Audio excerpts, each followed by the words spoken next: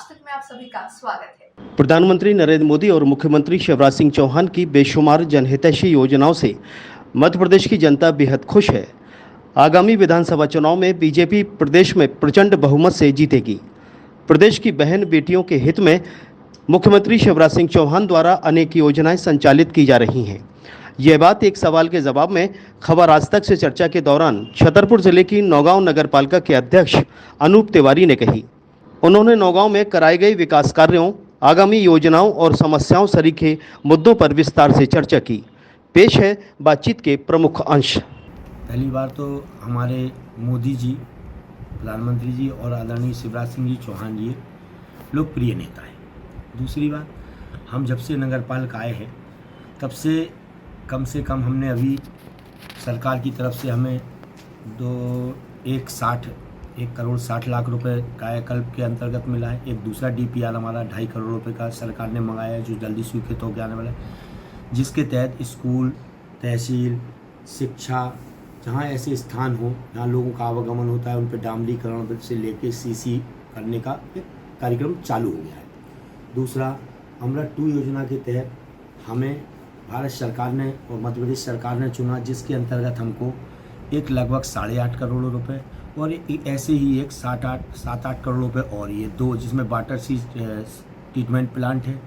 दूसरा, इसके अंतर्गत हमारे अमृत 2 के अंदर 5 पानी की टंकियाँ, 39 किलोमीटर पानी की लाइन दी गई है, जिसके अंतर्गत पानी की लाइन तो देते थे हर बार, लेकिन इस बार जो लाइन दी गई है वो हमें दी गई है कंप्यूटरीकृत। मतलब इसका एक रूम बनेगा, रूम में हम देखेंगे किस लाइन में कितना पानी जा रहा है, कहीं वेस्टेज तो नहीं हो रहा है, कहीं कम जा रहा है, क्या जा रहा है, और साथ में अंदर टोंटी लगा के उस नल जल को योजना को चलाएं। इसमें सीधा मॉनिटरिंग हमने ये देखी गई है। पहले जो कार्य होते थे उसमें मॉनिटरिंग होती थी काम होने के बाद, इसमें मॉनिटरिंग बनाई गई है कि काम समय सीमा में चाहिए।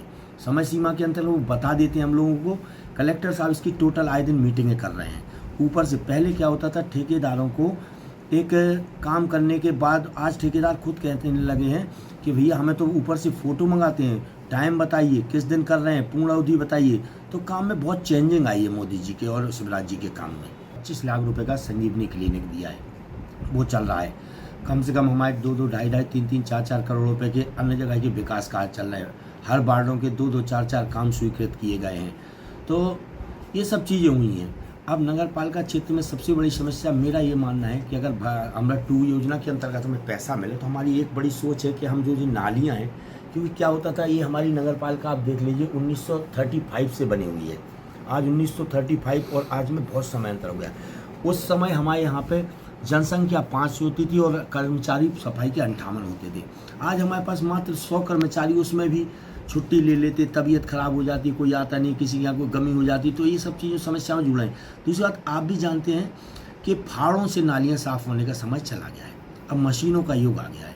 तो मेरा ऐसा मानना है कि हमें मशीनी युग दे दिया जाए तो ये नाली वाली की छोटी मोटी समस्याएं हैं, छोटी समस्या, लेकिन लोगों को केवल यही रहता है कि भैया ये सफाई करा दो, ये करा दो। हम लोगों का ऐसा मानना है कि हमें ये बड़े संसाधन उपलब्ध करा दी जाए तो हम इनसे समस्याओं से निजात पा सकते हैं। जो एक मतलब मेरा मानना है कि इसको माना जाएगा कि हाँ यार, जो फड़ुओं से तो नहीं होगी सर 50 साल में साफ। 50 साल में कितनी नाली जगह पता पड़ा, कई किलोमीटर में नालियाँ हैं, और नालियाँ ऐसी हैं लोगों के मकान पीछे घुस नहीं पाते।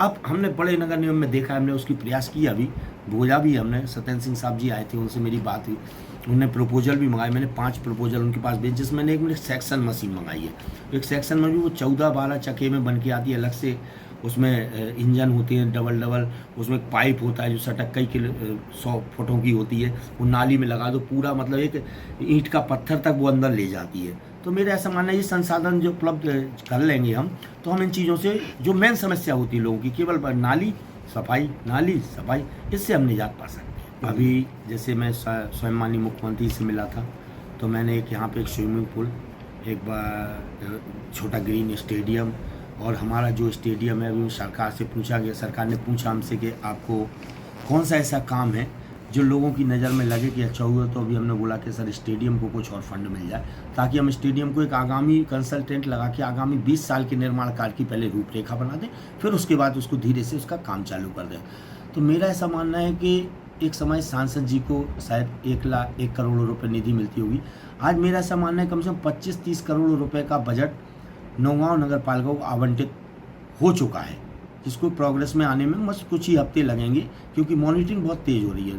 तो मेरा मानना है कि अब वो समय गया जब कभी किसी संस्था में 1-8 करोड़ रुपए आते थे। अब ये समय ऐसा आ चुका है कि कई करोड़ों रुपए गवर्नमेंट अपने आप मॉनिटरिंग करके देने लगी है। ताज़ा अपडेट्स के लिए देखते रहें खबर आज तक और खबरों को विस्तार से देखने के लिए हमारी वेबसाइट पर विजिट करें। हमारी वेबसाइट है खबरआजतक.live। नमस्कार। The high tech university in central India Bundelkhand के लिए गौरव की बात है कि अब छतरपुर में हम आपको देंगे विश्व स्तरीय एजुकेशन सिस्टम और वर्ल्ड क्लास इंफ्रास्ट्रक्चर। कोरोना जैसी महामारी के दौर में अब महानगरों की भीड़ भाड़ अत्यधिक खर्च से बचे तथा अपने घर एवं अपने शहर में रहकर ही विश्व स्तरीय रोजगार उन्मुखी शिक्षा को प्राप्त करें और महानगरों में होने वाली परेशानी से बचे, क्योंकि कोरोना ने हमें सिखा दिया है कि हम महानगरों में सुरक्षित हैं या